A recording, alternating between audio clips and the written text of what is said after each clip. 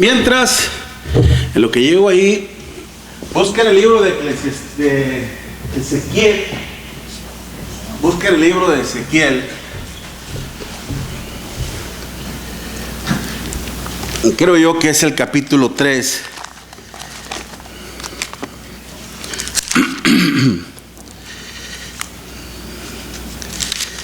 Ezequiel capítulo 3.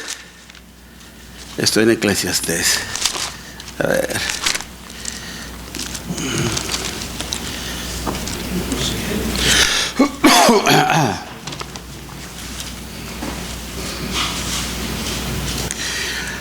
Ezequiel capítulo 3, versículo 17 en adelante. Ezequiel capítulo 3, está después de Jeremías. No lo busca en el Nuevo Testamento. ¿Ya lo tienen? Ezequiel capítulo 3, del versículo del 17. Dice: hijo de hombre, yo te he puesto por atalaya a la casa de Israel. Déjenme le explico la palabra atalaya, que en el hebreo empieza con T y luego zafá. Okay. Zafá, un acento en la A, zafá, que significa guardián, un vigilante, un observador. Okay. Un observador. Eso es lo que significa una atalaya. Te he puesto por atalaya a la casa de Israel. Oirás pues tú la palabra de mi boca y los amonestarás de mi parte. Cuando yo dijera al impío, de cierto morirás, y tú no le amonestares ni le hablares, para que el impío sea apercibido de su mal camino, a fin de que viva, el impío morirá por su maldad, pero su sangre demandaré de tu mano. Pero si tú amonestares al impío, y él no se convirtiera de su impiedad y de su maldad y de su mal camino, él morirá por su maldad, pero tú habrás librado su alma. Si el justo se apartare de su justicia e hiciere maldad, y pusiere yo tropiezo delante de él, él morirá. Pero tú no le amonestaste, en su pecado morirá. Y sus justicias que había hecho no vendrán en memoria, pero su sangre demandaré de tu mano. Pero si el justo amonestare para que no peque, y no pecare, de cierto vivirá, porque fue amonestado, y tú habrás librado tu alma. Qué grande responsabilidad, hermanos, tenemos nosotros precisamente como predicadores, como ministros, como atalayas del Señor. Okay. Que a nosotros se nos ha encomendado no solamente el hecho de predicar la palabra, sino también de exhortar a través de la misma, para que precisamente tanto usted como yo podamos estar bien delante de la presencia de nuestro Dios y podamos nosotros encaminarnos hacia la gloria de nuestro Dios, hermanos. Y es por eso que cuando todos seamos reprendidos de una manera por alguna falta, algún error que hayamos cometido, aún yo, porque aún también los ministros, hermanos, estamos expuestos a equivocarnos. Nosotros no somos perfectos. Okay. También a veces nos podemos equivocar. Y si usted ve en mí algún error, ya sea doctrinal, moral, usted siéntase en la plena libertad y en la confianza de hablar conmigo. Se lo voy a agradecer infinitamente, porque sé que lo está haciendo por amor a nuestro Dios, por amor a su salvación, por amor a mi salvación. Pero también cuando usted también reciba exhortación de parte de un servidor, considere lo que es de parte de Dios y la razón principal por la cual estamos hablando. ¿Estamos de acuerdo? Amén. Ok. Acuérdense que la palabra amén, hermanos, implica así sea. Es un asentamiento, es decir, estoy de acuerdo. Ok. Y por eso que importante también es cuando nosotros oramos, decimos amén. Cuando uno pasa al frente y uno va a presidir, va a dirigir la oración, hermanos. Yo, por ejemplo, cuando oigo que algo no está bien, hermanos, lamentablemente omito o simplemente no digo amén. Simplemente no digo amén. ¿Por qué? Porque hay algo que no concuerda. Y por eso mismo elegí este tema también acerca de la oración, hermanos, porque necesitamos educarnos más en cuanto a este tema, en cuanto a la oración. La semana pasada nos quedamos precisamente en cuanto, a ver, ok, ahí va. De hecho, déjeme regresar un poquito.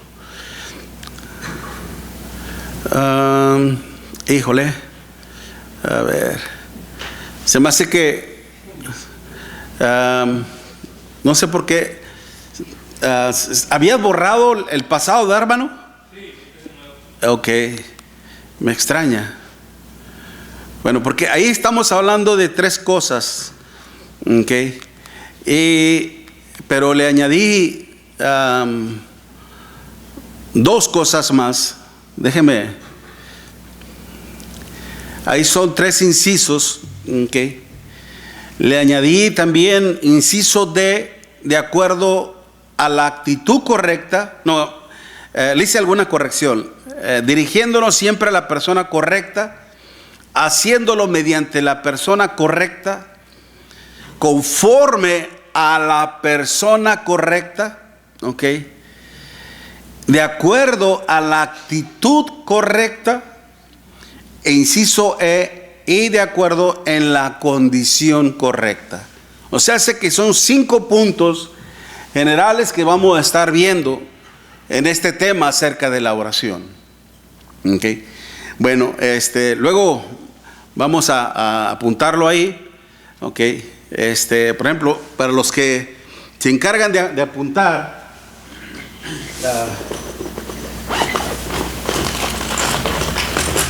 bueno, de hecho usted va a estar viendo ahí, conforme vayamos avanzando, usted va a estar viendo precisamente los puntos que vamos a estar tratando, ¿ok? Nos quedamos precisamente en cuanto a esto. ¿Qué es la oración? Algunas palabras en el griego, y también creo que también en el arameo, pero esa palabra eukomai es en el griego, ¿okay? Que indica una petición que clama por ayuda, ¿okay? Que clama por ayuda o que clama ayuda, como en el caso de nuestro Señor Jesucristo, que lo decíamos allá en Hebreos 5, versículo 7, cuando dice: y Cristo en los días de su carne, ofreciendo ruegos y súplicas con gran clamor y lágrimas a aquel que le podía librar de la muerte. Otras palabras que son parecidas al ruego es sei, es una súplica que pone en evidencia una enorme necesidad, una súplica. Ya seamos como en el caso del gobernador Nehemías, ¿ok? Él allá en Nehemías 1, ¿no? También hace esa súplica. Peticiones euteuseis, que son encargos y favores, como también lo menciona Pablo, ¿se acuerdan? Ahí en 1 Timoteo capítulo 2, versículo 1. Que debemos también de hacer súplicas y oraciones por los que están en eminencia, por los príncipes y los reyes. Orar por ellos también, ¿ok?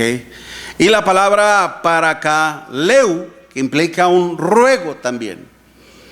¿Okay? Esa palabra parakaleu la encontramos en Romanos capítulo 12, versículo 1, cuando dice el apóstol Pablo: os ruego por la misericordia de Dios que presentéis vuestros cuerpos en sacrificio vivo, ¿ok? Pero dice, os ruego. ¿Okay? Y muy similar a lo que es una súplica.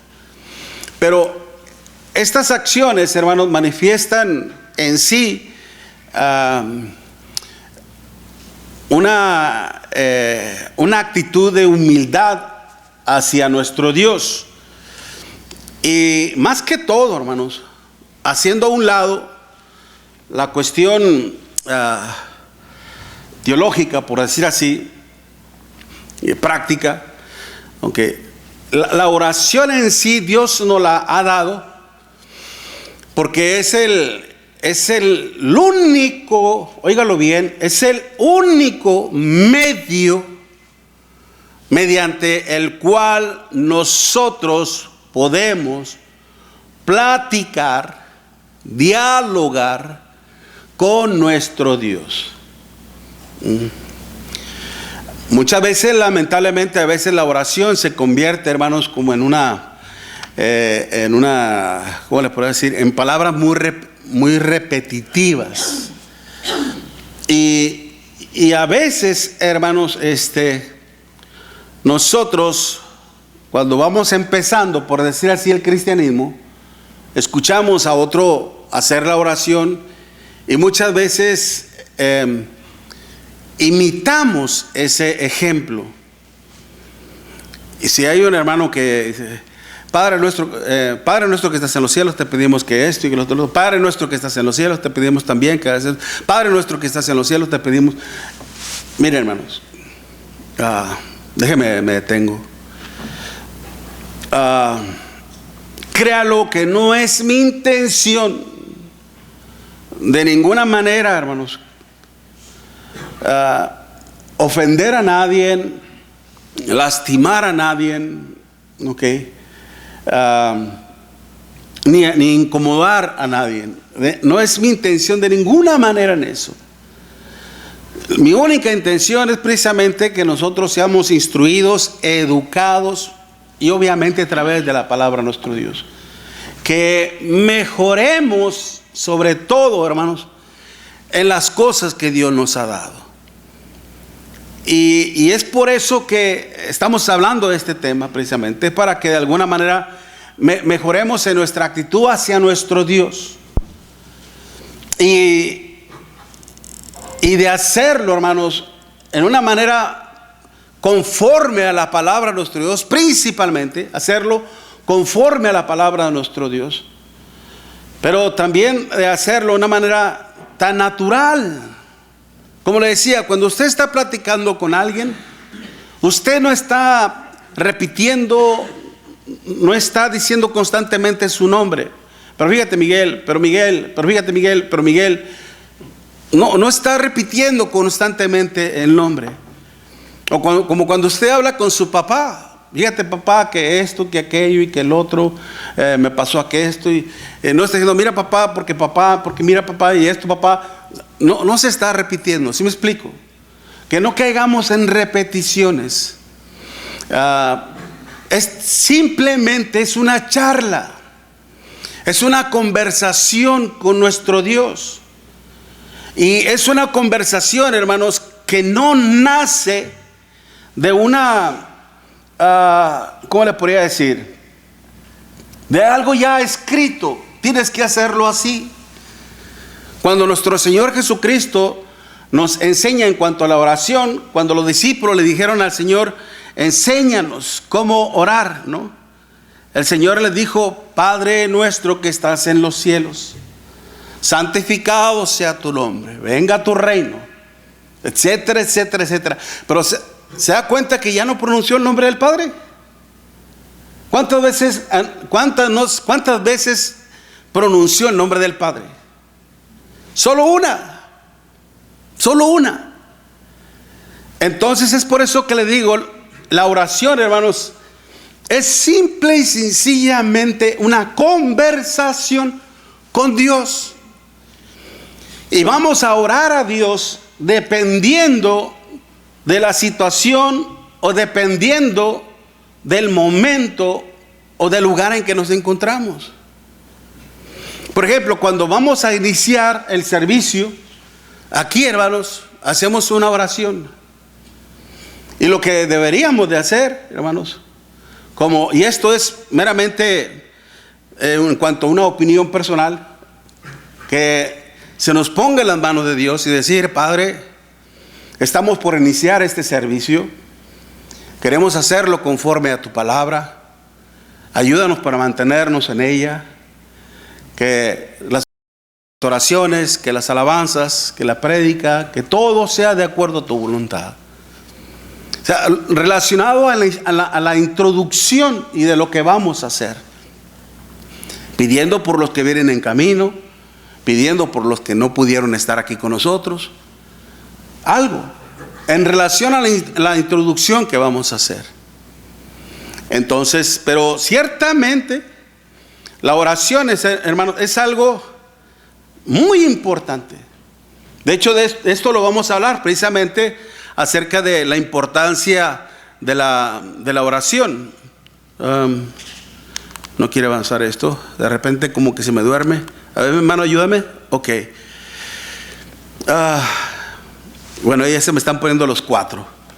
Pero no voltee para allá y escúcheme primeramente. Ok. Algo que hay que aclarar muy bien. Acordémonos, hermanos, que la palabra de nuestro Dios nos dice esto. En Primera de Pedro, capítulo 4, versículo 11. Léalo conmigo. Primera de Pedro, capítulo 4, versículo 11. El apóstol Pedro, siendo inspirado por el Espíritu de nuestro Dios, nos habla en cuanto de qué manera tenemos que nosotros hablar y hacer las cosas en relación a nuestro Dios. Y nos dice Primera de Pedro 4:11 que si alguno hable conforme a las palabras de Dios. Y si alguno ministre conforme al poder que Dios da, para que en todo sea Dios glorificado. Démonos cuenta de la importancia, hermanos, de lo que usted y yo estamos haciendo como congregación, como iglesia. De la importancia, hermanos, que usted y yo como congregación y como iglesia le estamos ofreciendo a nuestro Dios. Si usted y yo en realidad queremos, óigalo bien, si en realidad usted y yo queremos agradar a nuestro Dios en lo que hacemos y aún hasta en lo que dejamos de hacer, tenemos que hacerlo conforme a su palabra. Pedro lo está diciendo bien claro, que si alguno hable conforme a las palabras. La palabra conformarse, hermanos, es apegarse por completo, es adherirse por completo. Adherirse por completo al consejo de nuestro Dios.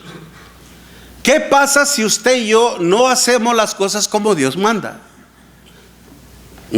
Por ejemplo, nosotros bien sabemos que la adoración, de hecho hay dos palabras que se describen esta palabra en el griego. Una es proskuneo. Esta palabra proskuneo, hermanos, implica precisamente lo que es hacer una reverencia plena. Cuando Dios dice, cuando nuestro Señor Jesucristo le decía a aquella mujer samaritana, Dios busca verdaderos adoradores que le adoren en espíritu y en verdad. Esa palabra que empleó el Señor en el griego es proskuneo, significa hacer un acto de reverencia total. Es decir, siempre, en toda nuestra vida. Pero cuando se refiere a lo que es un culto, la palabra que se empleó en el griego es latreu. Aquí ya implica un servicio de adoración. Ahora, si yo les pregunto, ¿de qué está compuesta la adoración a nuestro Dios? Hermanos, alabanza. oración, alabanza. ¿Qué más? Santa Cena.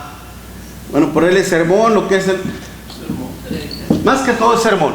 El estudio es en la primera hora. Lo que estamos, como le decía, ahorita en esta primera hora, aunque no estamos en la hora de la adoración, estamos en la hora del servicio de estudio. Porque en un estudio podemos participar todos, ¿ok? Usted puede hacer preguntas y etcétera, ¿ok? Pero ya en la cuestión de la adoración, hacemos oración, alabanzas, sermón, ¿qué más? La comunión, muy bien, la cena. Señor, ofrenda. Ahora fíjense muy bien. Todo eso, tanto la oración, la alabanza, el sermón, la comunión o la cena del Señor y la ofrenda, todo se debe de ser conforme ¿a quién? A la palabra de nuestro Dios. Es Dios quien tiene, hermanos, toda la autoridad en cuanto a cómo se le debe de adorar. Antes de entrar un poquito en textos de estos mencionados, un ejemplo.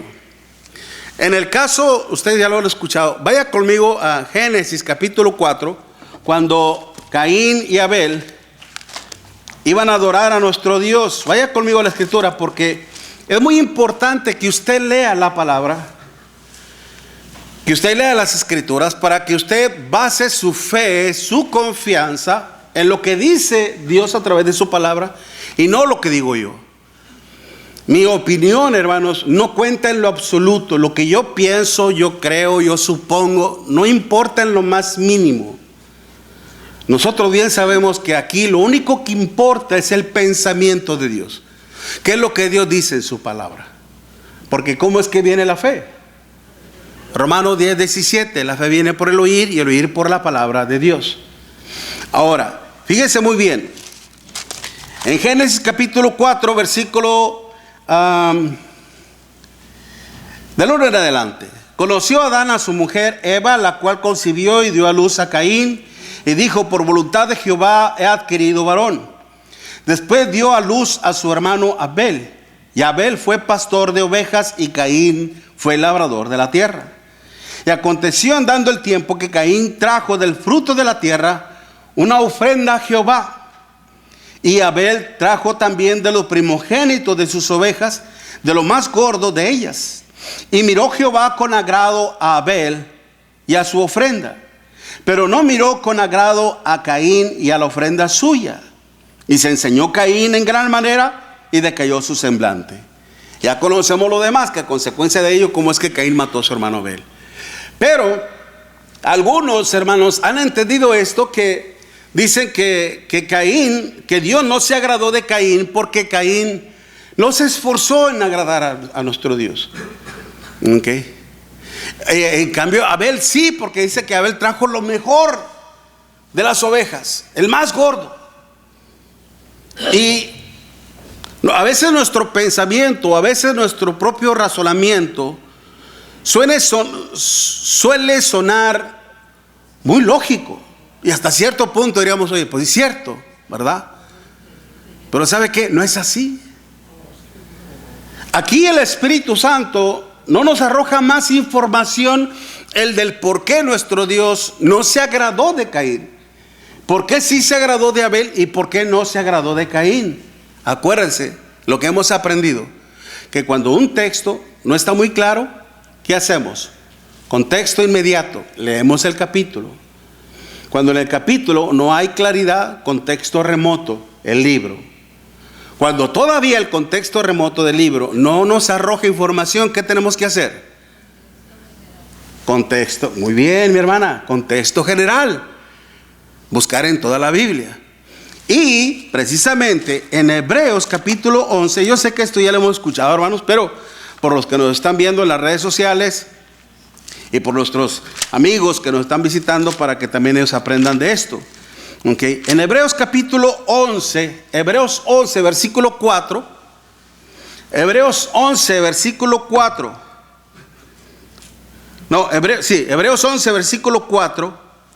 Dice, por la fe, Abel ofreció a Dios más excelente sacrificio que Caín, por lo cual alcanzó testimonio de que era justo, dando Dios testimonio de sus ofrendas, y muerto aún habla por ellas.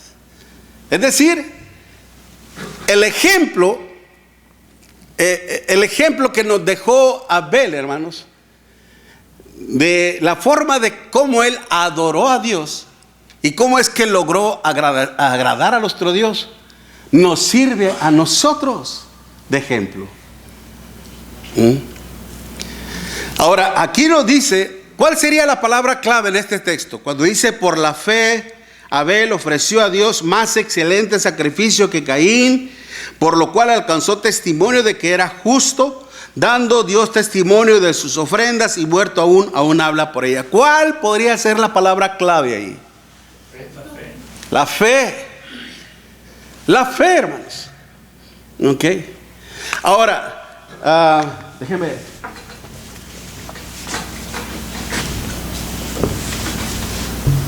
Según en la palabra original griego, hermano, la palabra fe,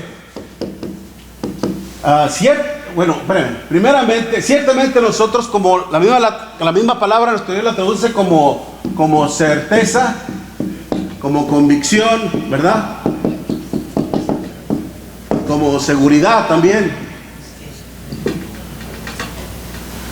Pero en su traducción, hermanos, la palabra fe, que en el griego es pisteu. ¿Sabe qué significa esa palabra? ¿Quién la ha escuchado? Usted ya lo han escuchado, hermanos.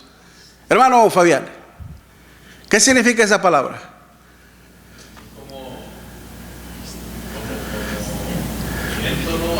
¿Cómo qué? No. Mándeme. Ciertamente. Te voy a decir que sí. ¿Sabes por qué? Porque la palabra principal es fiel, que obviamente es fidelidad. Para poder ser fiel a Dios, ¿qué se requiere? Obediencia. Se requiere obediencia. Okay. Eso es lo que más le agrada a nuestro Dios, obediencia. ¿Se acuerdan en el caso del rey Saúl? Cuando Dios lo había mandado una misión de que acabara con todos los amalecitas, destruyera todo, tanto a las personas, tanto a los animales, todo lo vas a acabar. ¿Y qué hizo el rey Saúl? Perdonó lo mejor del ganado y le perdonó la vida al rey. Cuando el profeta Samuel lo confronta y le dice, ¿qué son esos bramidos que escucho? Y el rey Saúl dice, es que el pueblo perdonó lo mejor para ofrecerle sacrificio a nuestro Dios. Yo hice lo que tu Dios me dijo. Y el profeta Samuel le dice, ¿se agrada a Dios más de los holocaustos que de la obediencia? Dice la pregunta que está haciendo. ¿Se agrada a Dios más de los holocaustos y sacrificios que de la obediencia? Y después le dice que no. Okay. Eso es pecado de adivinación. Cuando usted quita el pensamiento de Dios, pone su propia opinión y va a decir, no, yo pienso que va a ser así, Dios piensa que se va a agradar más así, usted está adivinando. Okay. Usted está adivinando. ¿Por qué? Porque usted ya está poniendo su pensamiento, su opinión por encima de la palabra de nuestro Dios. ¿Se agrada a Dios más de los holocaustos y sacrificios que de la obediencia? No. Okay. Por eso, si nuestro Dios se agradó de la ofrenda que trajo Abel, fue porque Dios les había pedido a ambos un cordero. Un cordero. Porque el deseo de nuestro Dios era mostrarnos desde la antigüedad, desde el principio, de cómo es que Dios iba a salvar a la humanidad mediante la muerte de nuestro Señor Jesucristo. Cuando Juan el Bautista vio, dijo, este es el Cordero de Dios que quita el pecado del mundo. Dios estaba tratando de anunciar Pero el punto es precisamente de que Dios se agradó de Abel porque él trajo lo que Dios le pidió. Caín se esforzó en agradar a Dios. Él trajo lo mejor, porque aquí dice la Escritura, más excelente sacrificio. Es decir, que Caín no trajo cualquier cosa, trajo lo mejor de la tierra. Pero aún así no se agradó Dios. ¿Por qué? Porque Dios no le pidió que trajera lo mejor de la tierra, sino que trajera un cordero. ¿Me estoy explicando bien, hermanos? Por eso, hermanos, el sacrificio que más complace a nuestro Dios es la obediencia. La obediencia. Por eso, ahora fíjense muy bien. Aquí en esta palabra, oración, en Hechos capítulo 2, versículo 42, Hechos 2, versículo 42, Dios nos dice, la iglesia, hermanos, cuando inició la iglesia de nuestro Señor Jesucristo, en Hechos capítulo 2, una vez que se predicó el evangelio y que se convirtieron como 3,000 personas, al cristianismo, al Señor, ¿en qué perseveraban ellos? En la doctrina de los apóstoles. Perseveraban en la, voy a ponerle aquí, doctrina. La palabra doctrina, didaque, que es en el griego, hermanos, didaque, implica todo el concepto de lo que es toda la enseñanza, los mandamientos, preceptos y enseñanzas del Señor. Es el conjunto de todos los mandamientos, de todos los preceptos del Señor. Algunos dicen, la doctrina no tiene importancia. La doctrina, lo que importa es lo que tú le das a Dios de tu corazón. Dios se va a agradar porque tú se lo estás dando de todo corazón. Caín no le dio ofrenda a Dios de todo corazón. Sí, de todo corazón se lo dio, pero ¿qué? Dios no se agradó. La doctrina no importa. ¿Cómo que no importa? Segunda de Juan, versículo 9. Fíjense muy bien. Segunda de Juan, versículo 9 dice que cualquiera que se extravía y no persevera en la doctrina de Cristo, ¿cuál es el resultado? No tiene a Dios. Apúntelo, anótelo. Segunda de Juan, versículo 9. Cualquiera que se extravía, es decir, cualquiera que tome otra vereda, figurativamente se refiere al hecho que toma otra senda, que tome otra enseñanza. Cualquiera que se extravía de la doctrina y no persevera en ella, no tiene a Dios. El que persevera en la doctrina de Cristo, ese sí tiene al Padre y al Hijo. ¿Cómo no va a ser importante la doctrina? ¿En qué perseveraban los apóstoles? La iglesia en el primer siglo. En la doctrina, que es básicamente lo que es la enseñanza. ¿De qué estamos hablando aquí? El sermón. El sermón. Porque el sermón debe estar lleno de la palabra de nuestro Dios, no de chistes, no de testimonios humanos. Dios no se agrada de testimonios humanos. El único testimonio que complace a Dios, hermanos, y que debemos predicar es el testimonio de Dios. ¿Y cuál es el testimonio de Dios, hermanos? Su Hijo Jesucristo. ¿Dónde dice eso? Ándele, además que ya lo agarré en curva. ¿Dónde dice eso? Que debemos de predicar el testimonio de Dios. Él mismo lo ordena. ¿Cómo dice, mi hermano?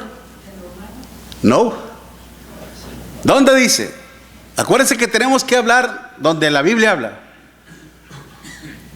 Primera de Corintios, apúntelo y grábeselo. Primera de Corintios, capítulo 2, y léalo conmigo si quiere. A veces doy la cita, si es posible de memoria, para ahorrarme tiempo. Primera de Corintios, capítulo 2, versículo 1 y 2. Fíjense muy bien. Primera de Corintios, capítulo 2, versículo 1 y 2. Así que, hermanos, cuando fui a vosotros para anunciaros, ¿qué dice? El testimonio de Dios. Dice el apóstol Pablo, siendo inspirado por el Espíritu de nuestro Dios. Cuando fui a vosotros para anunciarles el testimonio de Dios, no fui con excelencia de palabras o de sabiduría. Me propuse no saber entre vosotros cosa alguna, sino a Jesucristo y a este ¿qué? ¿Cuál es el testimonio de Dios, hermanos? Jesucristo, su evangelio, hermanos. ¿Ok? Eso es lo que Dios quiere que hablemos en su iglesia. Del gran acto de redención que hizo nuestro Señor Jesucristo por todos nosotros. Por eso el sermón debe estar compuesto del mensaje del Señor. Ahora, dice Hechos 2:42, y perseveraban en la doctrina de los apóstoles. Y lo que más dice, en la comunión, que es la cena. ¿Qué es la cena? Cuando le pregunté a una persona religiosa de una denominación, que si ellos llevaban a cabo la cena del Señor, dijo, ¿qué? Digo, sí, le digo, ¿cada cuándo ustedes hacen la comunión, la cena del Señor? Eso casi ni lo hacemos. Allá el pastor decide cuándo, allá cada mes, o digo, cada 6 meses o por ahí. ¿Mande? Hay uno que al año, como los testigos. Sí. Ahora, la cuestión, ¿Dios dice eso? ¿El Señor nos dejó un ejemplo así? No. El primer día de la semana, ¿cuál es el primer día de la semana? El domingo. Reunidos los discípulos, ¿para qué? Para partir el pan. ¿Qué significa el partimiento del pan? La cena del Señor. ¿Cuándo? El primer día de la semana. Cada domingo se lleva a cabo eso. Okay. Reunidos. Sí, ciertamente reunió a los discípulos. El partimiento del pan. Bueno, la comunión, Hechos 2:42. Y la cita que le estoy diciendo yo es Hechos 20. A ver. Hechos 20, versículo 17. A ver, déjame ver. Hechos 20. Sí, Hechos 20, versículo 7. Hechos 20, versículo 7. Tenemos que hablar donde la Biblia habla. ¿Ok? Hechos 20, versículo 7. Ahora, la enseñanza, la comunión, rápidamente, en lo que es, dice, y perseveraron en la doctrina de los apóstoles, en la comunión unos con otros, ¿ok? En el partimiento del pan, ¿y qué? En las oraciones. ¿Okay? En las oraciones. Todo eso está implicado en la adoración a nuestro Dios. Los 5 actos que componen la adoración a nuestro Dios. Ahora déjenme decir una cosa. Y aquí quiero que me presten atención, por favor. Préstenme atención, por favor. Si yo les dijese que la oración es lo más sublime, lo más importante, lo más maravilloso en la adoración a nuestro Dios, ¿ustedes estarían de acuerdo conmigo? ¿No? Levanten la mano. ¿Quién está de acuerdo conmigo? Qué bueno, me da mucho gusto por eso. Me da mucho gusto por eso. Que no es un punto, hermano. Un punto, la adoración, son 5 puntos. Exacto, hermanos. Si nosotros le restamos, hermanos, un acto de adoración a la adoración a nuestro Dios, si nosotros quitamos, por ejemplo, la ofrenda, vamos a quitarle la ofrenda. Ya nosotros somos una congregación bien rica, entre paréntesis, ¿no? Okay. Pero eso es una mera suposición. Ya no necesitamos que usted ofrende, ya tenemos mucho dinero. ¿Quién me da a mí esa autoridad para yo quitar eso? Nadie, hermanos. El hombre, la persona no tiene ninguna potestad, ninguna autoridad para quitar o poner cosas en la adoración a nuestro Dios. Sí, mi hermano, fíjese que el sectarismo no se da cuenta de eso, porque se van ellos a lo material y borran toda la adoración a Dios. Ajá. Por la ofrenda. Por eso mismo le está diciendo, hermanos, que acuérdense lo que dice nuevamente, 1 de Pedro 4:11, que si alguno hable conforme a las palabras de Dios. Si alguno ministre conforme al poder que Dios da, para que en todo sea Dios glorificado. ¿Okay? Por eso, ahora en la cuestión personal, si usted se siente más conectado con Dios a través de las alabanzas, por ejemplo, Algunos dicen, yo en las alabanzas me gozo, etcétera, etcétera. Bueno, ya es una cuestión personal. ¿Ok? En la prédica, a mí me encanta escuchar la predicación, que no, yo siento que me alimento, etcétera, etcétera. Ya es una cuestión personal.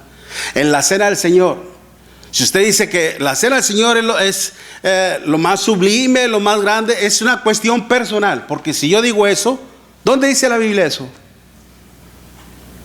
¿Dónde dice que la comunión, la cena del Señor es lo más importante? Tiene que mostrar Biblia. Y si la Biblia no dice nada al respecto, no podemos decirlo. Tal vez en tu forma personal, bueno, ya es una cuestión. Por eso es muy importante saber distinguir en lo que es una opinión y lo que es un mandamiento. ¿Me explico? Por eso qué importante es que nosotros entendamos esto en cuanto a la cuestión de la importancia. No estoy tratando de resaltar más el acto de la adoración sobre todos los demás actos, sino simplemente darle importancia. ¿Por qué? Yo le había ahí modificado un poco, había puesto otro inciso que dice, porque es parte de la adoración a nuestro Dios. Es parte de la adoración a nuestro Dios. Hechos 2:42. Y perseveraban en la doctrina de los apóstoles, en la comunión unos con otros, en el partimiento del pan. ¿Y qué? En las oraciones. Por algo el Señor nos dice, orad sin cesar. O sea, no solamente en el culto a nuestro Dios, sino aún también en nuestra vida cotidiana. Orar. Si usted se levanta en la mañana, lo primero que haga oración. Haga oración. Despídase de su esposa. Dile, chaparrita, gordita, como usted le quiere decir. Dele un besito bien bonito en el cachete, en la frente, y ya me voy, mujer. Te veo en la tarde, si Dios quiere. O usted también, mujer. Gordito, bonito, como usted le llame, y dele su besito y nos vemos al rato. Es mejor que se vaya así, porque uno nunca sabe si va a regresar, hermanos. Uno nunca sabe si va a regresar. Ok. Por eso siempre haga oración a nuestro Dios. Y siempre encomiéndese a nuestro Dios. ¿Por qué es importante? Porque por medio de la oración podemos impedir entrar en tentación. ¿Qué fue lo que cuando nuestro Señor Jesucristo fue a orar al huerto del Getsemaní? Ya se acercaba su partida del Señor. Se llevó a Pedro, a Jacobo y a Juan, hermanos, que iban a ser muy importantes en la predicación de la palabra a nuestro Dios. Pero los llevó para que oraran con Él. Sin embargo, cuando el Señor los dejó y se fue a distancia y empezó a orar, el Señor, si es preciso, haz que pase de mí esta copa, mas no se haga mi voluntad, sino la tuya. Y cuando el Señor regresa, lo estamos viendo ahí, mire, vaya rápido, ahí en Lucas capítulo 22, Lucas 22, versículo 38, Lucas 22, versículo 38.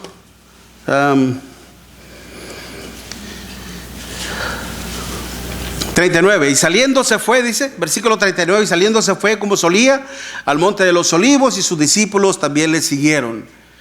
Dice, cuando llegó a aquel lugar les dijo, orad que no entréis en tentación. Y él se apartó de ellos a distancia, como dio un tiro de piedra, y puesto de rodillas oró, diciendo, Padre, si quieres, pasa de mí esta copa, pero no se haga mi voluntad, sino la tuya. Se le apareció un ángel del Señor para fortalecerle. Y estando en agonía, oraba más intensamente. Y era su sudor como grandes gotas de sangre que caían hasta la tierra. Cuando se levantó de la oración, vino a sus discípulos, los halló durmiendo. A causa de la tristeza, les dijo, ¿por qué dormís? Levantaos y orad para que no entréis en tentación. Es decir, hermanos, ¿se puede evitar entrar en tentación? Sí se puede. ¿De qué manera? Orando a nuestro Dios. Orando a nuestro Dios. Y más, hermanos, cuando esa tentación, hermanos, es, ¿cómo le dicen? Ese de Aquiles, ¿cómo le llaman ese? Talón de Aquiles. Cuando es su debilidad, ¿ok? Cuando es su debilidad, orar más a nuestro Dios intensamente. Por algo el Señor nos dice, orad sin cesar. Y aquí el Señor dice, orad para que no entréis en tentación. El espíritu a la verdad está dispuesto. ¿Pero qué cree? La carne es débil. Y muchas veces nos queremos excusar en eso. Si el Señor mismo dijo que la carne es débil para caer en el pecado. No erréis. Dios no puede ser burlado, pues todo lo que el hombre sembrare, eso también segará. ¿Quiere decir algo, no? Sí, hermano, es que a veces pues, queremos ir por lo que sentimos en el cuerpo. Y la verdad, como dice Pablo, que la lucha de él es el cuerpo y el espíritu. Ahí. O sea, la carne lo jala a un lado y el espíritu a otro lado. Pero cuando uno empieza a dejarse ir por la carne, se le va a olvidar y al último ni se acuerda. Ciertamente, y es que es una cuestión de madurez espiritual. Tal vez al principio la tentación es muy fuerte, muy tentativo, ¿okay? Creo yo que todos pasamos por eso. Que todos pasamos por eso una vez que nos convertimos al Señor. Y usted solo no va a poder vencer sus hábitos, sus costumbres, o sus adicciones. No los va a poder vencer. Usted solo no. Usted necesita la ayuda de Dios. Y aunque a veces fallamos lamentablemente, a veces caemos, hasta cierto punto es normal, pero no aconsejable. ¿Por qué? Porque estamos apenas creciendo, madurándonos. Es como un niño recién nacido, un niño de meses que está aprendiendo a caminar y se cae, y se vuelve a levantar, y se vuelve a caer, y se vuelve a levantar. Esa es la naturaleza, porque está aprendiendo a caminar. ¿Okay?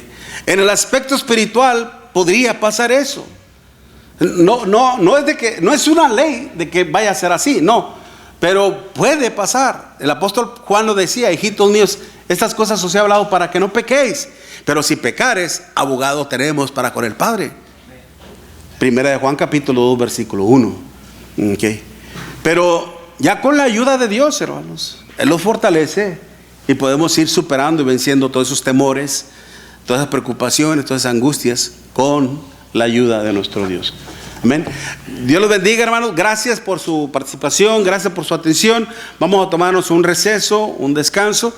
Luego regresamos a la adoración a nuestro Dios. Tenemos visitantes entre nosotros, hay que ser cortés, amables con ellos, hermanos. Y también damos gracias a aquellos que nos están siguiendo por las redes sociales. Acuérdense que tenemos nuestra página en YouTube. Búscanos como Iglesia de Cristo en la Northside, en Forward, en YouTube. Y usted puede ver todos los sermones, predicaciones que tenemos ahí grabados. Gracias, hermanos. Dios les bendiga y tomarnos un receso.